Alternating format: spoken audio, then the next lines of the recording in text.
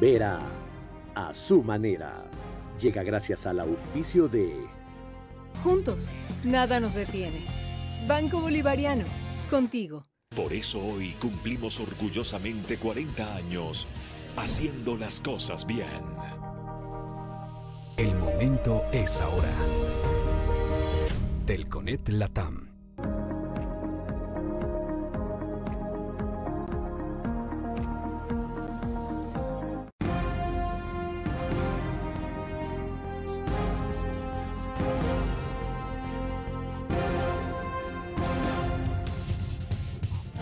Buenas noches, bienvenidos.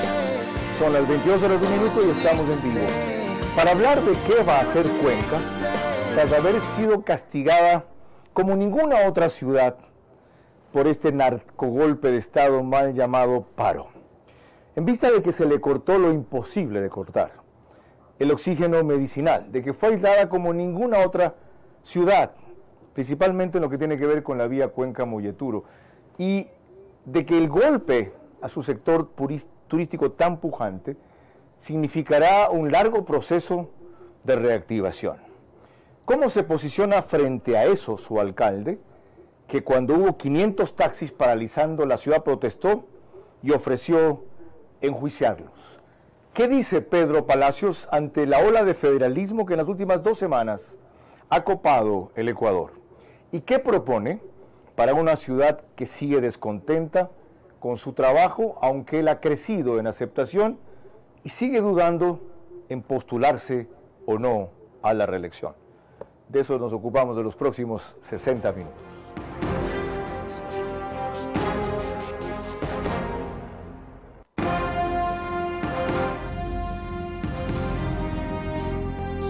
Este es Vera a su manera.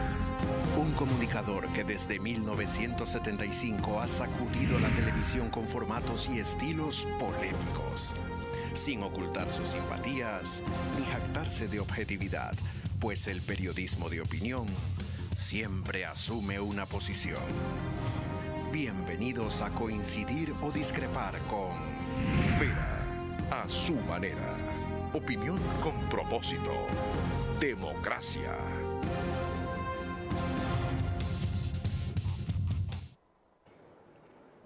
(22:03) para esta entrevista de 1 hora con Pedro Palacios, alcalde de Cuenca. Tenemos más medios de los usuales enlazados con nosotros. Nos siguen por YouTube y Facebook de Vera a su manera.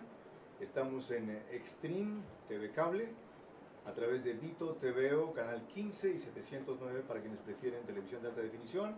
En DirecTV, canal 194 de Manavisión, señal abierta, canal 9 para mi provincia.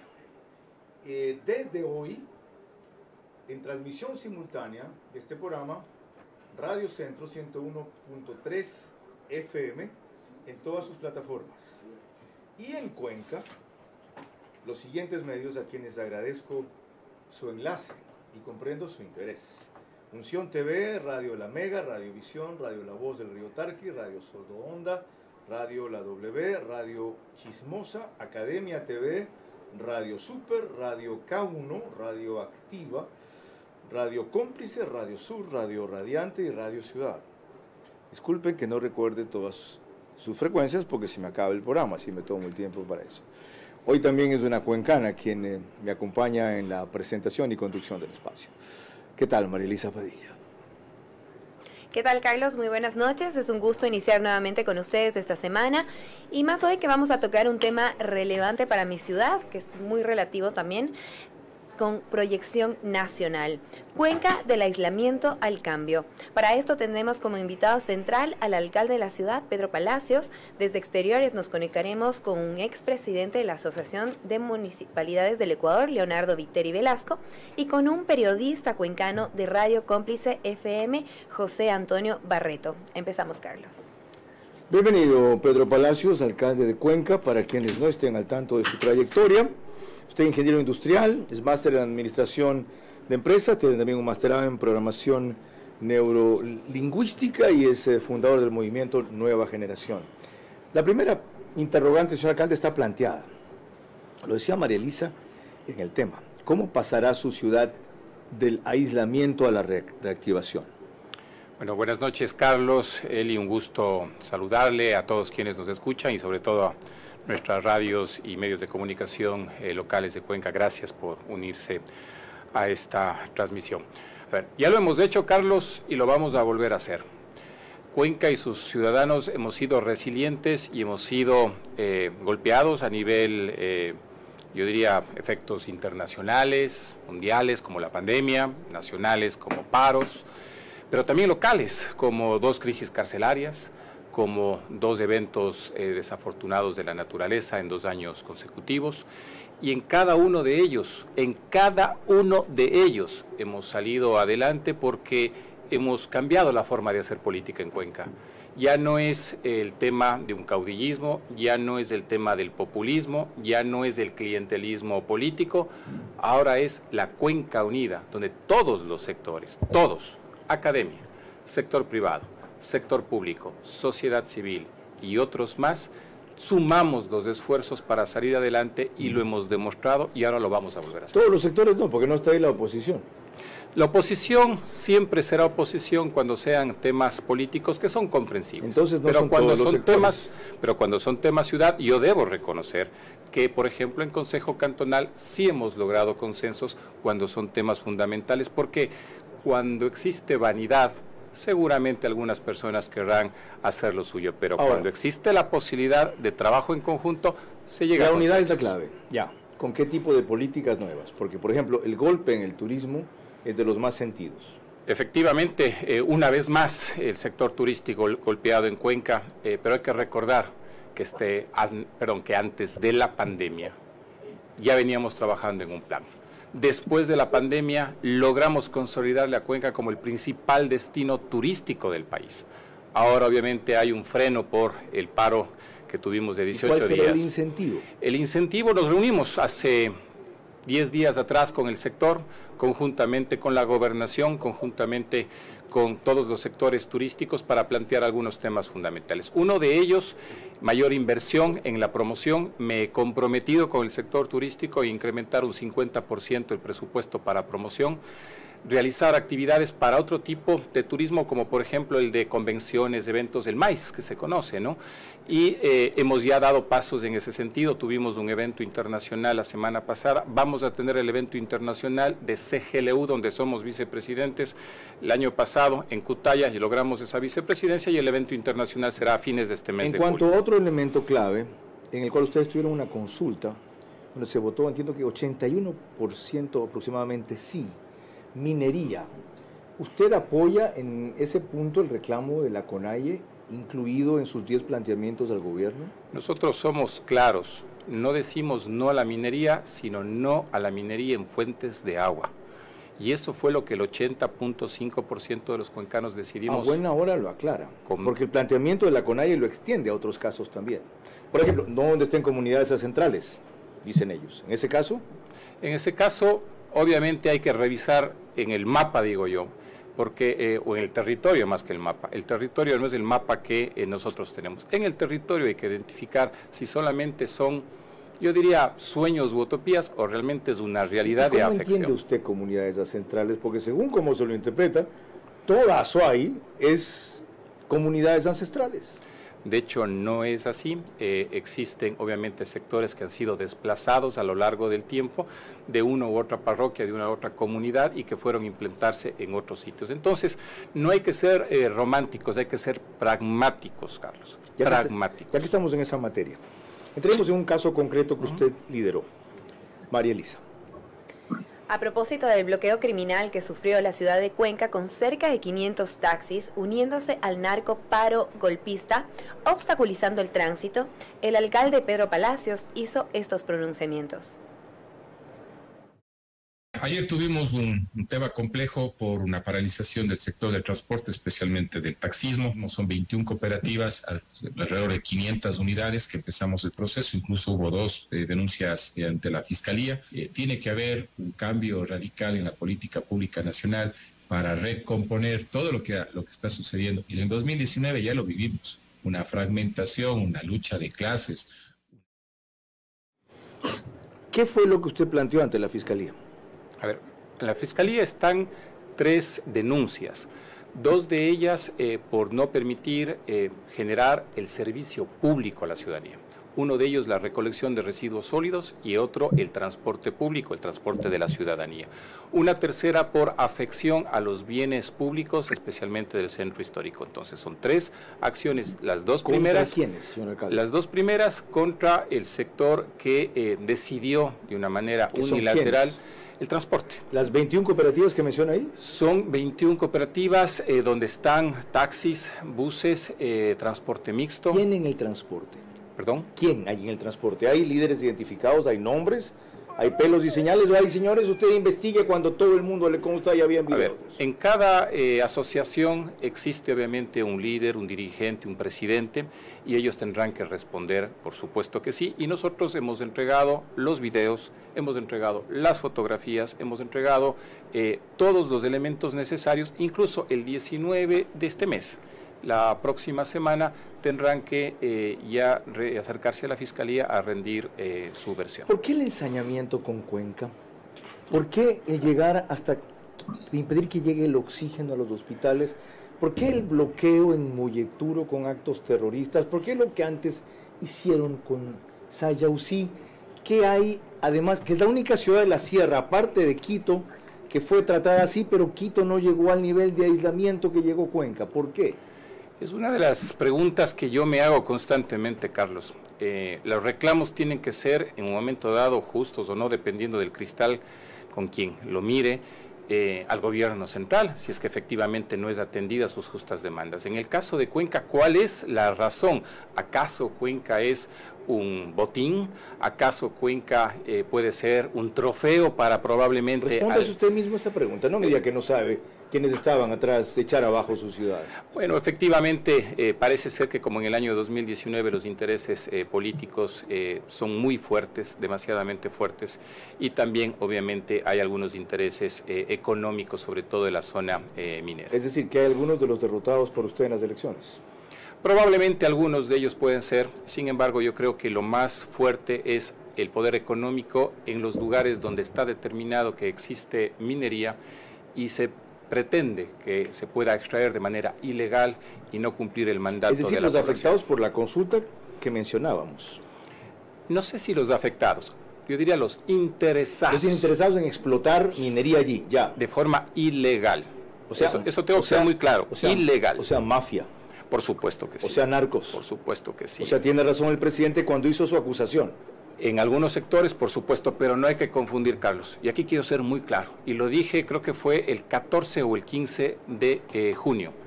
No hay que minimizar la protesta social. Esto es fundamental. Y puse una analogía, aunque algunos medios se rieron, pero me parece que la analogía es perfecta para esta situación. No puede ser si es que un padre de familia le vienen los hijos y el uno le dice, no, me duele, me siento mal de salud, espérate un rato. Estoy ordenando la casa. El otro dice, me muero de hambre, espérate un rato, estoy ordenando la casa. Me robaron afuera, espera. Entonces, ¿habrá aprendido el gobierno la lección? Hay que ordenar la casa, está bien. ¿Ha escuchado usted las declaraciones de Pablo Arosemena? ¿No le dan a entender que se aprendió por lo menos de la lección? Bueno, confiemos que así sea, porque quien se perjudica es el pueblo ecuatoriano. ¿Confía usted en que así sea?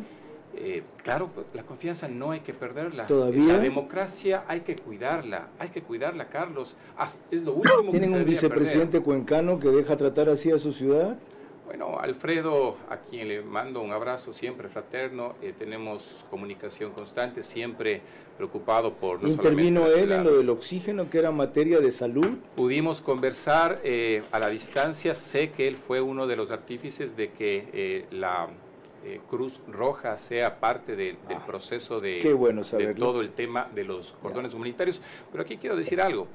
El viernes previo, una semana antes de que se dé ya pues el acuerdo por la paz, en Cuenca hicimos un COE cantonal ampliado donde estuvieron muchísimos sectores, no solamente los miembros del COE, sino muchos más, precisamente para evaluar la situación y al final resolver. ¿Y qué resolvimos? Dos cosas fundamentales. Una de ellas, que las vías puedan ser declaradas con estado de excepción por la situación compleja y difícil que estábamos viviendo, sobre todo el tema humanitario de salud. ¿Y el otro? Y número dos, para poder decirle al país y sobre todo a el señor Leonidas Issa, y yo lo digo con mucha frontalidad, firmeza y respeto, tregua humanitaria de al menos 3 días. El día sábado hubo las declaraciones de que efectivamente en el territorio ecuatoriano se permitía ese cordón humanitario, esa tregua humanitaria, pero cosa rara, en Cuenca parece ser que no dio resultado. Entonces, hay sus Por eso consultas, decía, se ensañaron con su ciudad. Sus consultas son súper claras. Y fíjense lo que dice el alcalde de Cuenca,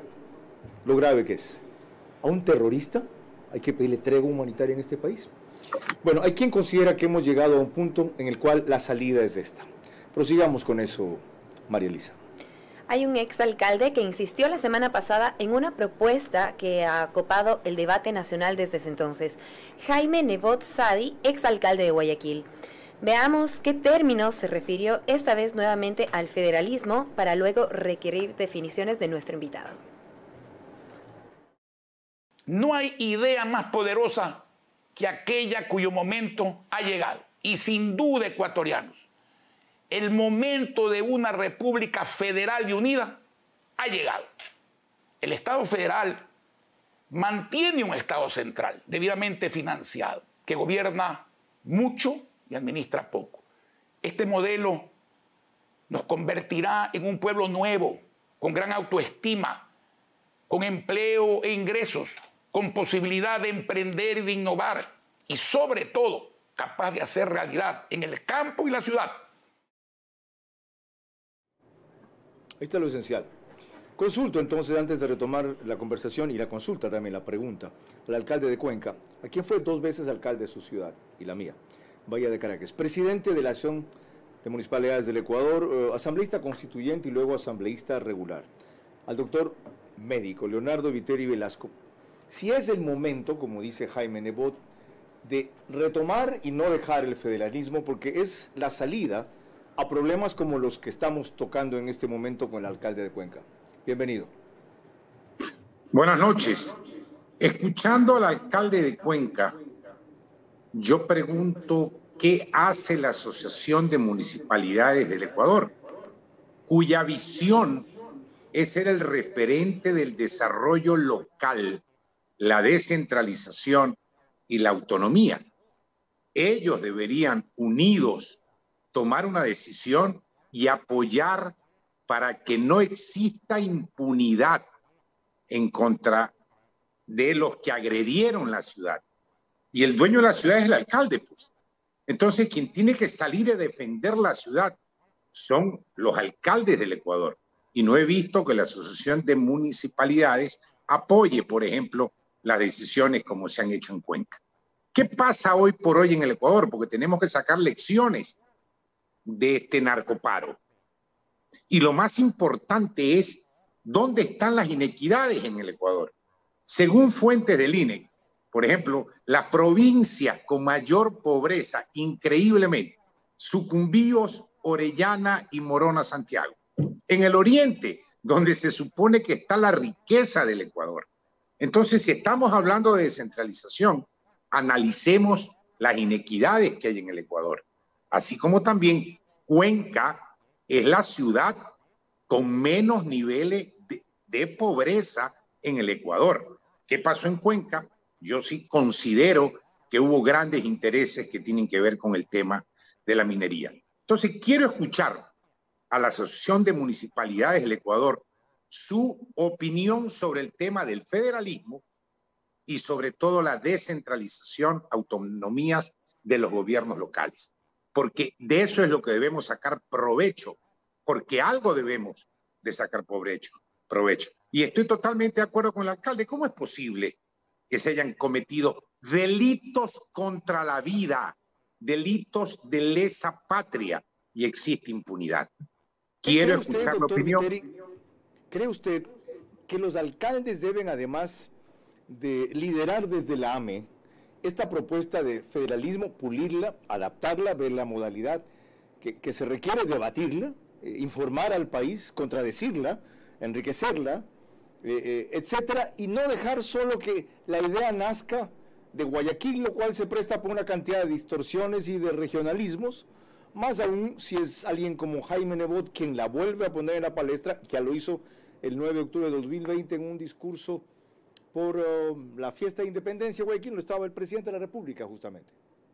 Me gustaría escuchar la opinión de los cantones guayacenses, de todos, y también me gustaría escuchar la opinión de la Asociación de Municipalidades, que enriquezcan la propuesta, que debatan la propuesta, que la hagan a un lado. Pero en los últimos años, la AME nacional ha estado muda. No la he escuchado intervenir en los grandes debates nacionales. Ha perdido la preeminencia que antes tuvo como un referente de gobiernos locales. Gracias, doctor Viteri. María Elisa. Gracias. Cuando volvamos, recordaremos el pedido de competencia que hizo el alcalde de Cuenca sobre la cárcel de Turi. Y se integra también a este panel el periodista José Antonio Barreto de Cómplice FM para opinar al respecto. A Cuenca se le quitó hasta el oxígeno medicinal, un crimen que no puede quedar en la impunidad.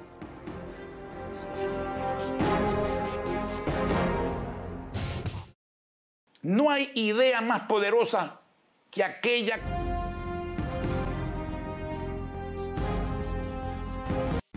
Seguimos con Vera a su manera. 22 horas 23 minutos, estamos con el alcalde de Cuenca, Pedro Palacios, examinando un tema del aislamiento al cambio, un reto que de paso será en adelante común para todas las ciudades del Ecuador, sino para muchas. Les recuerdo que emitimos desde los estudios de la FM Group, estamos en el reprise con OnePlus, eso es Canal 14, tanto en CNT, en TV Cable como en Claro TV. Ecuador en Vivo sube este programa también en el portal de noticias y portada principal, y desde esta noche lo está transmitiendo para Radio Centro 101.3 FM en Guayaquil, para Santa Elena y en todas sus plataformas. Yo trabajo ahí de tarde de 5 a 7 de la noche. Señor alcalde, su aporte a la visión de si el federalismo es en este momento una salida para explorar, ¿cuál es? Voluntad política. Me quiero centrar en esto. ¿Qué dice la Constitución actualmente? Entre otras cosas, se organiza el Estado en forma de república y se gobierna de manera descentralizada. De manera descentralizada. ¿Cuál ha sido la voluntad política para que efectivamente sea descentralizado? ¿Cuál ha sido esa voluntad política de los gobiernos de turno para que las regiones, las provincias, los cantones tengamos la posibilidad de manera descentralizada administrar algunas de las competencias que el gobierno central no tiene la capacidad o la voluntad o el deseo de que funcione? Entonces, partiendo de eso, no es que un cambio de modelo de Estado, que no está mal discutirlo, definitivamente no está mal. Usted no simpatiza con eso en principio. Está de acuerdo en que se discuta, pero no lo entusiasma. No, sí me entusiasma, pero hay que ponerle números. Y si me regala 30 segundos, le quiero explicar por qué. Si decimos que el Estado actual puede generar a través de procesos de descentralización las competencias para que asumamos con recursos, porque también así lo dice la ley, diferentes competencias como por ejemplo la educación, parte de la salud, etcétera. Lo podríamos hacer. Yo planteé incluso el tema del Centro de Rehabilitación Social de Turi. Entonces, si es que hay la voluntad, se podría hacer sin necesidad de ir a un tema de federalismo. Ahora bien, el tema de federalismo es un concepto muy interesante y que incluso a la provincia de La Suay y específicamente al Cantón Cuenca le puede convenir total y absolutamente. Si bien como provincia es la cuarta en generación de valor agregado bruto del BAV, con un 5%, luego de Pichincha, Guayas, Pichincha, Manabí y Azuay, pero en ingresos tributarios es el tercero y representa un 5%.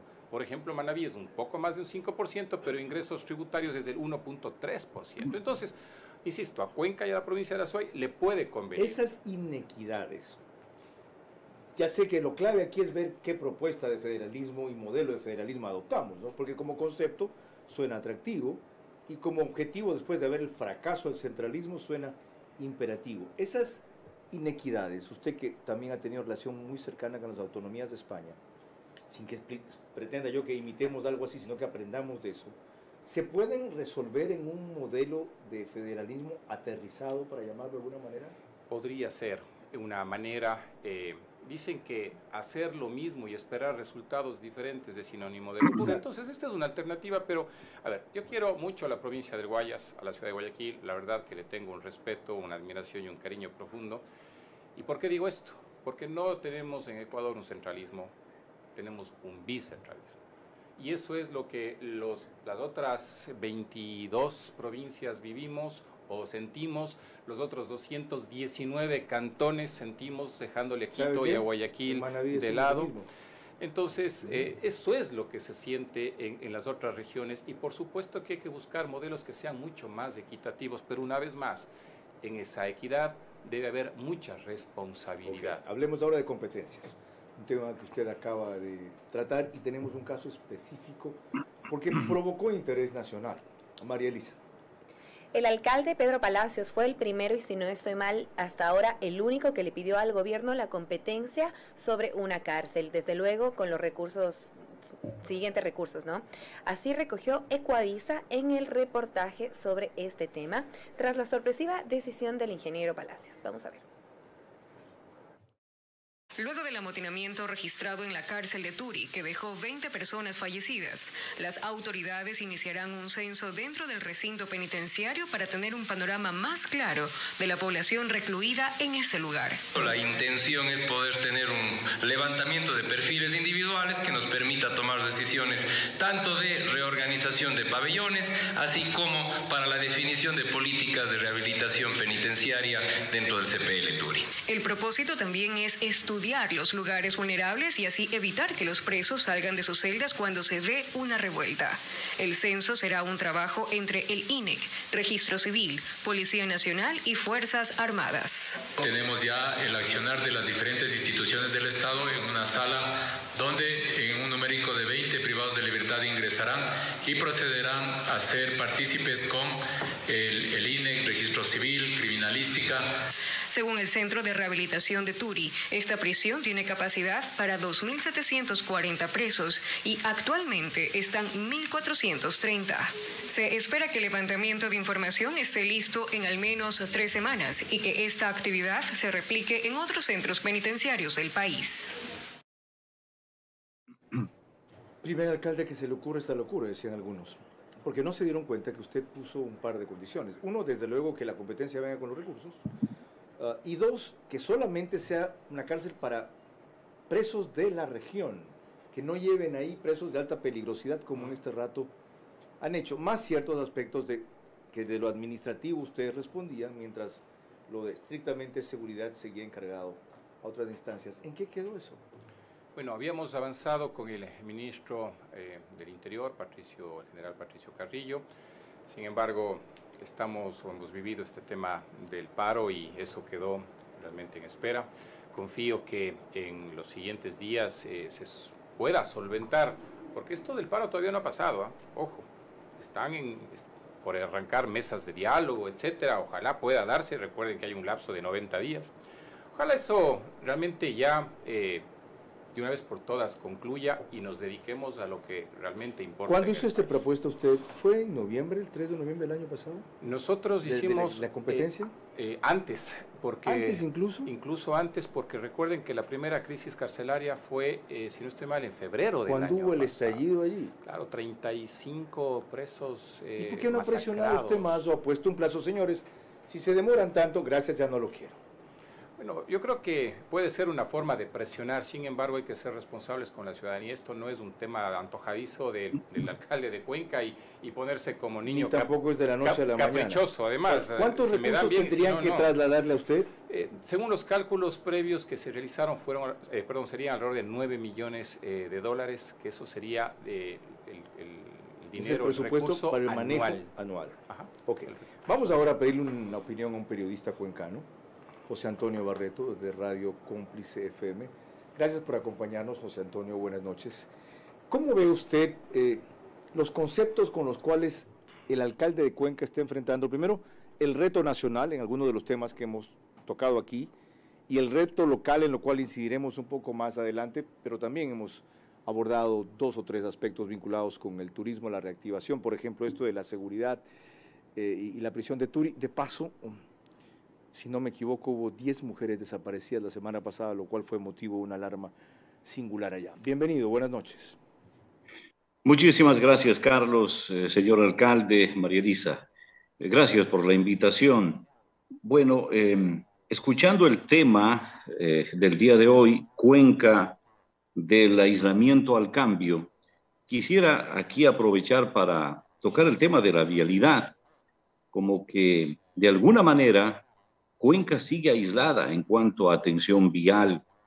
Y claro, estoy haciendo referencia a las vías estatales, pero allí sí haría falta la presencia del alcalde, los alcaldes de la provincia de la Azuay, de la misma prefectura, quizá una suerte de liderazgo para exigir al Ministerio de Transporte y Obras Públicas, al gobierno central, atención para salir de ese aislamiento. Hoy por hoy tenemos problemas en la cuenca Molleturo-Naranjal, por ejemplo, que conecta con la provincia del Guayas, hay que pasar por la provincia del Cañar, mi provincia, por cierto, para llegar a la hermana provincia del Guayas.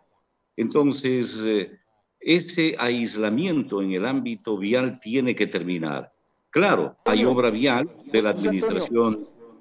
Adelante, ¿cómo explicar que se haya acentuado este aislamiento justo cuando hubo un ministro de Transporte cuencano, Marcelo Cabrera, que además fue exalcalde de Cuenca? ¿Tiene que ver algo su presencia en este problema que no es nuevo, pero que se agravó en este periodo?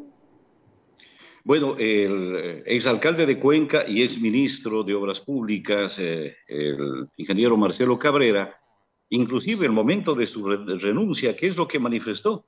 Que no hay los recursos, y quizá esa sería la causa para haber dado un paso al costado, y que quedaban algunos proyectos, eso sí, pero proyectos. Ahora vamos al tema de la ejecución de las obras. Realmente eso es lo que causa mucha pena, el saber de que quizá era la oportunidad de oro para un ministro cuencano tratar de dejar prácticamente en ejecución obras vitales para el austro ecuatoriano. José Antonio, y lo otro, cuando a usted le preocupa tanto el aislamiento vial, y qué bueno, mire qué diferente que es la perspectiva de un periodista allí, que uno desde afuera, como yo, qué importante que es. Cuando usted habla de esto, del aislamiento vial, ¿cree que en conjunto la prefectura y la alcaldía, indistintamente quienes la ocupen, qué pena que no sean del mismo partido, pueden hacer propuestas de concesión para ser ellos quienes manejen ciertas vías, porque lo harían con mucha más eficiencia? Es interesante, definitivamente, el tema de la concesión vial, pero hay actores políticos que se oponen. Claro, como estamos ya a las puertas de un proceso eleccionario, las seccionales, entonces habrán voces políticas que digan, no, ¿por qué más impuestos al pueblo? Pero si nosotros nos trasladamos a la provincia del Guayas o a Pichincha, a Manabí, encontramos la concesión vial y estamos en otro país. Perdóneme que lo diga así. Muy amable, José Antonio Barreto, de Cómplice FM desde Cuenca. Abordemos este punto de vialidad que ha sido crucial. ¿Cómo va usted a enfrentar ese reto en el periodo que le queda, que es muy corto, un año? Bueno, un saludo a José Antonio a la distancia, un abrazo fraterno para él.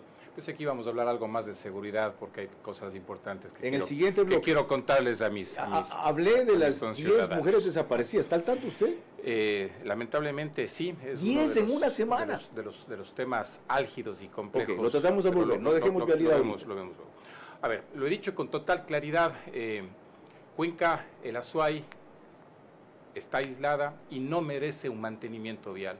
Eso sería un insulto para la provincia. Necesita una reconstrucción vial y eso es fundamental y es prioritario y es algo que no se ha hecho. Recuerdo cuando le posesionaban al ex ministro de Obras Públicas, el señor presidente, le decía, no hay recursos, señor ministro, hay que ser creativos. Así le dijo. Sí, ahí está, es público. Así le dijo Guillermo Lazo a Marcelo Cabrera. Sí. Luego de 13 meses, ni creatividad y sí hay recursos, porque recursos hay. Entonces se dio la vuelta. No hay creatividad, pero recursos sí hay. Lo más fácil es dar un paso al costado cuando la situación se pone compleja y uno no tiene la entereza para salir adelante. Si debió haber renunciado antes o denunciado antes al ministro de Finanzas, que recién lo hizo cuando se fue. Y un tuit que fue borrado además, cosa medio extraña. En mala hora. Cosa medio extraña. Y yo destaqué el tuit también. Y además que el nuevo ministro de Obras Públicas dice, no es un tema de finanzas, es un tema de agilidad en los procesos. Más gestión. Palabras menos del nuevo ministro, que espero además esta semana poder reunirme con él si es que no hay el proceso de mesas de diálogo, que es una de las condicionantes. Con eso cerramos este capítulo. Queda claro que hay recursos y que usted reclama reconstrucción, no repavimentación. No mantenimiento. No mantenimiento. Esa es la diferencia. Reconstrucción, que es indispensable. María Elisa. Cuando volvamos, ¿el exministro de Transporte va a ser competidor del alcalde Palacios para la reelección? A Cuenca se le cortó hasta el oxígeno medicinal, un crimen que no debe quedar en impunidad.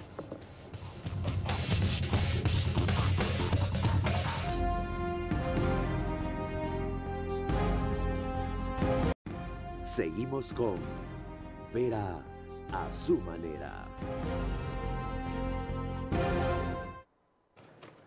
Seguimos en vivo, les recuerdo que emitimos desde los estudios de la FM Group y desde esta noche Radio Centro 101.3 FM está en transmisión simultánea de este programa para radio y todas sus plataformas. Antes de retomar la conversación con el alcalde de Cuenca, Pedro Palacios, que exigió hablar más de seguridad, con lo cual no tengo problema. Recuerden, no exigió, planteó. Yo pensé que íbamos a hablar más de seguridad. No digo mal, estoy exagerando. Va a pensar que estoy molesto por eso. Para nada, estoy molesto. Yo creo que los invitados también tienen razón a veces a plantear sus temas aquí. Más aún cuando vienen de Cuenca, en programas nacionales, eso no se suele hacer común. Me encanta el acento cuencano, de paso. No tiene nada que ver con que haya una cuencana aquí. Vamos a la parte seria. Primera plana del comercio mañana. Sube la ola de inseguridad. Las antiguas técnicas de cultivo bajan la productividad. 3 pilotos se prueban en el exterior con la mira en la Fórmula 1. Qué bien, son Juan Manuel Correa, Mateo Villagómez y Julián Rivera. Formidable. Expreso, primera plana de mañana. Un velo cubre la actividad de las empresas de Vascones. Vecinos refieren que vehículos municipales llegan con frecuencia al lugar. Se refieren al esposo de la alcaldesa Cintia Viteri. Reactivar pero sin bajar impuestos es el desafío que propone el nuevo ministro de Finanzas. El último adiós al carismático Shinzo Abe. Gabriela Vargas en todo lo alto tiene medalla de oro en patinaje de velocidad y Ecuador en el top de los países que decomisan más droga. Tercer lugar después de Estados Unidos y Colombia. El diario, primera plana de mañana. Manabí, Ecuador es el tercer país con más droga incautada. La gasolina sube a 5.20 desde este martes. El dólar y el euro están casi a la par tras 20 años. Y Gonzalo Plata se convierte en el jugador más caro del Valladolid, España. Mientras tanto, el COVID se triplica. Cerramos con la primera plana del universo de este martes 12 de julio. Ecuador, el tercer país en el mundo donde se incauta mayor cantidad de droga. Indígenas entiendan, que no sobran recursos.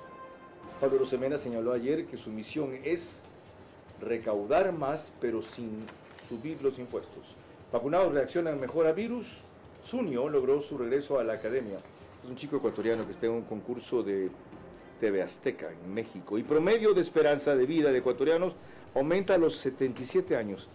Antes de lo de Marcelo Cabrera, usted tenía mucho interés en referirse al tema de inseguridad. ¿Por qué? Porque, bueno, si me permiten, el Cuenquita ganó. Me estaba olvidando de eso al inicio.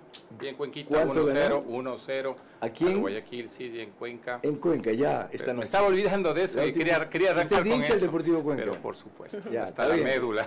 Yo estoy de pésame en cambio. Nos ganó Delfín aquí. ¿Ya? Ok. Así pasa. No, a ver, sin ningún menosprecio a Delfín, por si acaso. Campeón del Ecuador antes, como decía ahora en esa parte seria.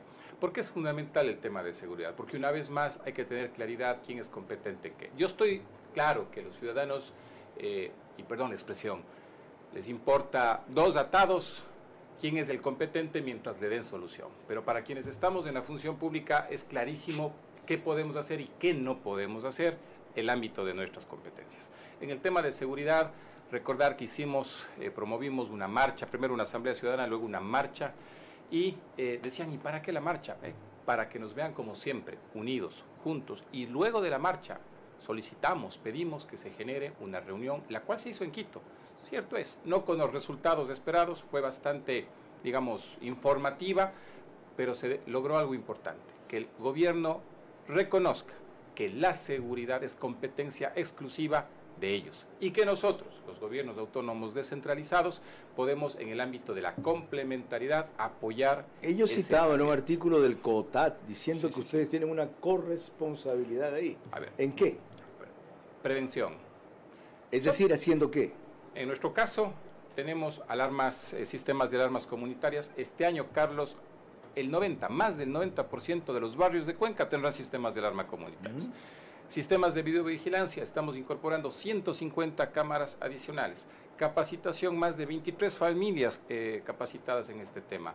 Hemos comprado y muy pronto estaremos entregando patrulleros y motocicletas a la Policía Nacional.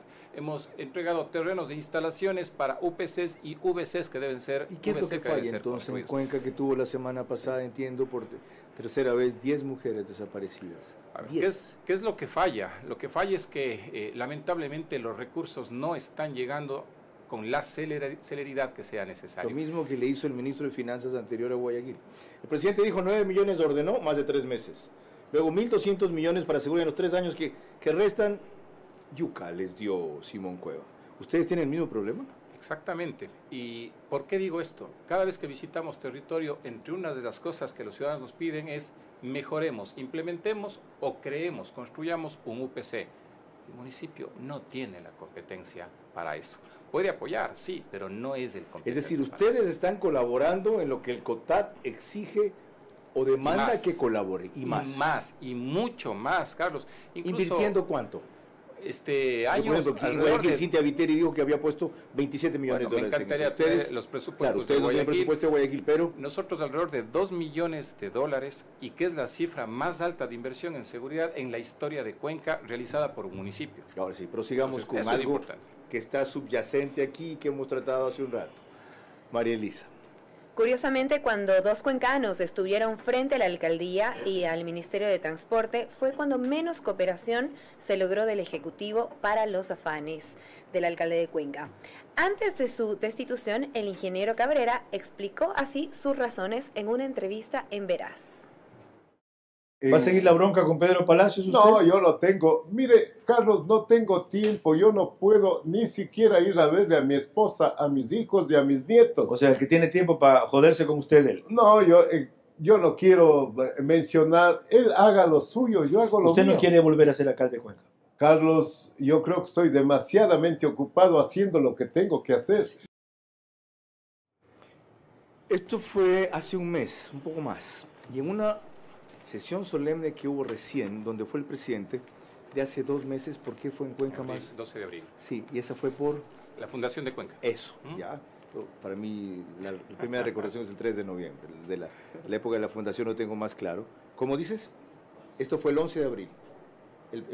El 12 de abril fue el lunes que hubo esa sesión solemne allá, ¿verdad? Un lunes 12 de abril. Fue feriado en Cuenca. Sí, creo. Sí. Ok. Ese programa salió el 11. Usted dirigió en términos muy duros a él, que estaba en primera fila. Y ahora acaba de decir, en otras palabras, que lo que él dijo al irse debió haber dicho al principio, y que si no tenía creatividad y recursos, en otras palabras, lo voy a entender por señas, ¿qué hacía allí 14 meses?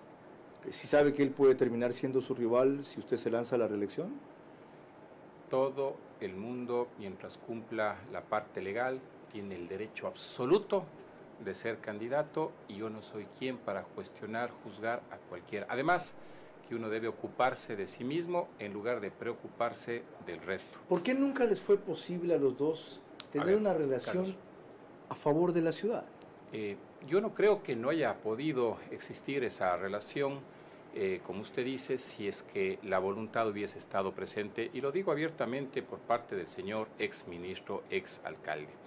Usted y cualquiera, les invito a los medios de comunicación, a esos que generosamente hoy día están realizando la transmisión, hablen con el coordinador zonal del Ministerio de Obras Públicas, invítenle a un programa de radio, al señor gobernador, invítenle a un programa de radio y pregúntenle si es que el alcalde de Cuenca, ante una llamada de necesidad de una maquinaria, de una infraestructura, de equipo, lo que sea, se haya negado alguna vez a colaborar.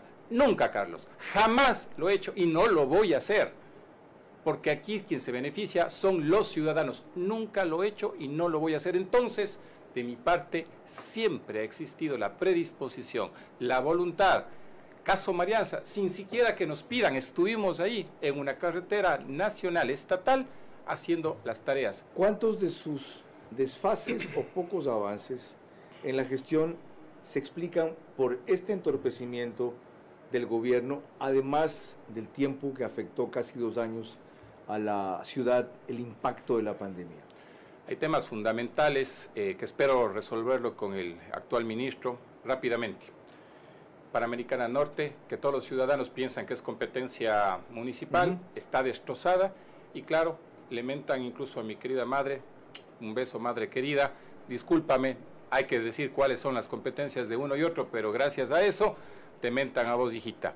A ver, tenemos la Medio Ejido Sayopsí, tenemos los 2 intercambiadores, tenemos el acceso sur, son fundamentales, incluso la nueva autopista que se planteó justamente en la sesión del 12 de abril, que sí se puede realizar y que de hecho las cámaras de la producción con la Universidad de Cuenca, su empresa pública, ya están yendo a hacer los estudios. Si hay recursos y hay un cambio de ministro, va a haber un cambio de actitud frente a Cuenca. Pero por supuesto, y nosotros estamos prestos a colaborar en todo lo que sea necesario, porque una vez más, insisto, aquí no se beneficia el alcalde, el ministro, el gobierno, ni se perjudica, aquí se beneficia o se perjudica el pueblo cuencano, el pueblo azuayo, y es por ellos por quienes trabajamos todos los días. Se lo preguntaremos a Darío Herrera cuando venga acá el nuevo ministro de Transporte. Manaví tanto fue ministro de Vivienda. De paso, Manaví tiene una expectativa igual o mayor en lo que tiene que ver con los fondos que quedaban para la reconstrucción, que en esa entrevista que acaban de ver, Marcelo Cabrera anotó que superaban los 390 millones de dólares. No tengo a mano la cifra exacta, pero llegaba casi a 500 millones de dólares, porque él dijo que habían escondido, entre comillas, muchos de los recursos liberados para eso. Nos queda algo más todavía. María Elisa. Cuando volvamos, mis preguntas finales para el alcalde de Cuenca, que deberán ser respondidas solamente con un sí o con un no. También tendremos las últimas reflexiones del alcalde y el comentario final de Carlos Vera. A Cuenca se le cortó hasta el gas medicinal, oxígeno medicinal, perdón. Un crimen que no debe quedar en la impunidad.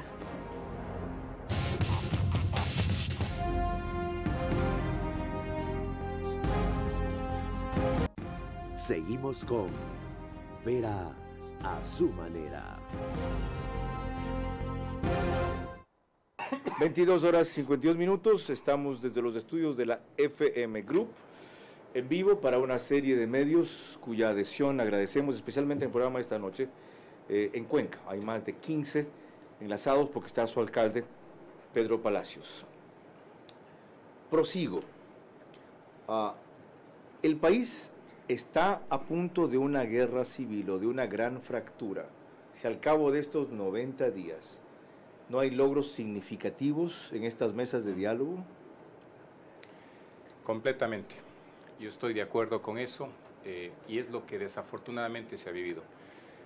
El tema económico, las vías, bueno, tantas cosas se pueden recuperar, pero la reconstrucción del tejido social nos va a tomar mucho tiempo. Perdón si soy muy duro con algunas expresiones, pero no puede ser posible que en la sociedad cuencana, azuaya, ecuatoriana en general, se empiece a hablar despectivamente de una persona porque nació en otro lugar, porque tiene un color diferente, porque no tuvo la suerte de tener una formación y una educación, o porque sencillamente está demandando de algunas justas atenciones porque no ha sido ¿Eso escuchados. ¿Ha aflorado tras estos 18 días? Desafortunadamente sí. Cuando digo aflorado, significa que estuvo allí y que emergió a la superficie. Pero por supuesto se vio en Quito, pero también se vio en Cuenca, que en un momento dado un grupo de ciudadanos también cansados de no poder trabajar, de no poder trasladarse, de no poder hacer una actividad a medias por el aislamiento que teníamos, incluso internamente teníamos estas complejidades y hubo pequeños enfrentamientos. No llegaron a mayores, pero eso prueba de que efectivamente en un momento dado, si es que esto no se logra solucionar, podría haber una lucha de la sociedad con su misma sociedad. Y eso no le hace ver que esta reconstrucción del tejido social es imposible. Tenemos de paso tratando de integrarnos con los indígenas y ellos con nosotros toda la historia de la República, y yo creo, y me he llegado a la convicción después de este estallido, que eso ya no es viable porque ellos no quieren lo que dicen querer. Ellos quieren una república independiente, ellos quieren el Tahuantinsuyo, ellos quieren un comunismo indoamericano y lo encubren de una serie de reivindicaciones sociales justas porque ciertamente han sido una clase preterida, explotada, malentendida, menospreciada, pero en vez de justicia quieren revancha. A ver, cuando ha existido durante muchísimo tiempo segregación, cuando ha existido durante muchísimo tiempo aislamiento, Carlos, y no solamente hablamos de los indígenas, también hablamos de los afroecuatorianos, por ejemplo, de cholos, de pueblos no contactados en la Amazonía, cuando haya existido durante tanto tiempo ese aislamiento, yo diría moral, no físico, moral, económico, de vernos como lo que somos, seres humanos con condiciones diferentes, afloran este tipo de cosas, Carlos. Y eso es lo que nosotros debemos trabajar, eso es lo que debemos realmente atender como prioridad. ¿Haciendo qué? Atención. Yo les voy a dar el ejemplo nuestro. Tenemos 21 parroquias rurales. El 34% de la población vive en la ruralidad. Y cuando empezamos la administración nos encontramos con presupuestos participativos, que es dinero que entrega el municipio de Cuenca a las juntas parroquiales, retrasados en algunos casos 4 o 5 años, cerca de 20 millones de dólares.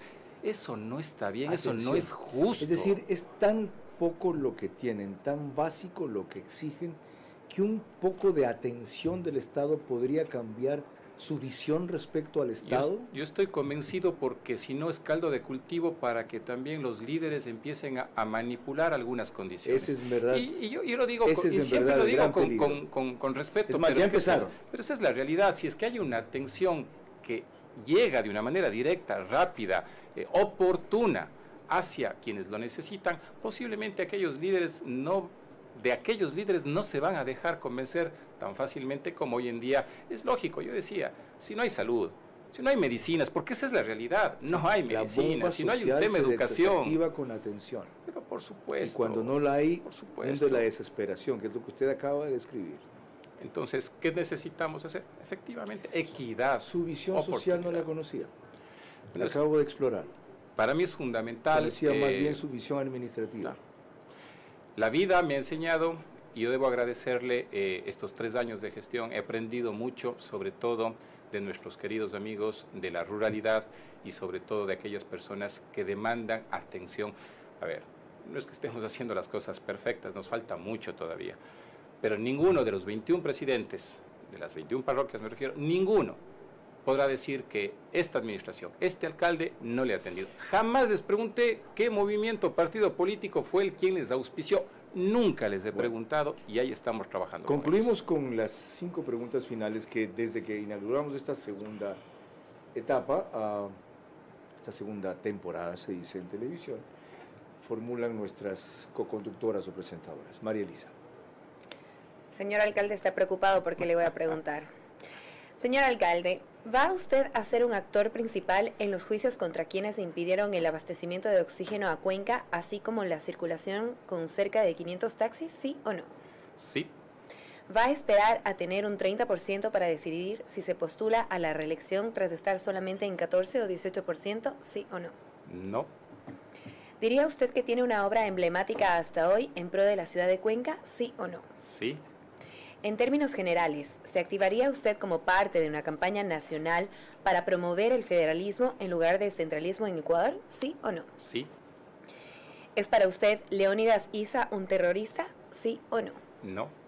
Gracias. Le acaba de decir usted a María Elisa que sí tiene una obra emblemática. ¿Cuál es?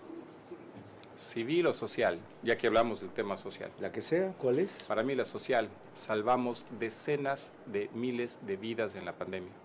Cuenca, tercera ciudad más poblada del país y las de menos letalidad y mortalidad. Y obras civiles, no una, muchas, y están en proceso de construcción, otras terminándose y otras por arrancar. Señor alcalde, gracias por su presencia y sus definiciones. Que no sea la última vez. La próxima, cuando decida postularse o no, en cualquiera de los dos sentidos, tenemos mucho que hablar. A propósito de lo de Marcelo Cabrera, lo que dijo en ese programa de Verás es que está listo el Plan Vial Nacional 2025, que cuenta con una inversión inicial de 5.200 millones de dólares para alianzas público-privadas y 550 millones de dólares para inversión. Recursos sí hay, lo que no hay es voluntad política. Y a propósito de lo que vivió Cuenca, el sitio a esa ciudad no se puede volver a repetir. Lo que se hizo fue criminal. Celebro que el alcalde le haya contestado a María Elisa que él sí va a ser un actor eficaz, permanente en los juicios para que no se dé la impunidad, y a la vez es notable como un burgomaestre como él tiene una convicción de que todavía se puede reconstruir el tejido social. Pone énfasis en que un poquito de atención puede cambiar la desesperación de esta gente y dejar que se vuelvan afectas a movimientos terroristas, subversivos, populistas o simplemente farsantes en esta circunstancia. Estas son reflexiones de una trascendencia fundamental, así como aquellas que tienen que ver con cierto escepticismo frente al federalismo. No es una negativa, es una invitación a que lo discutamos.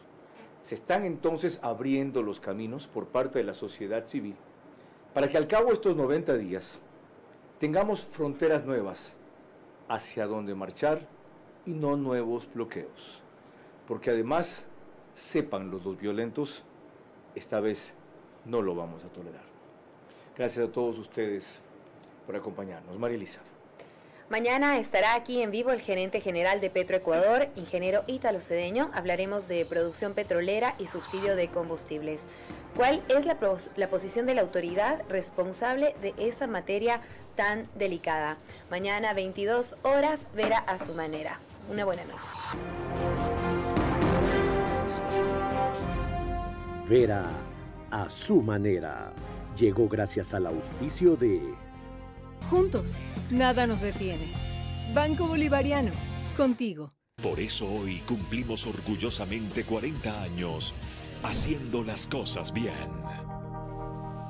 El momento es ahora. Telconet Latam.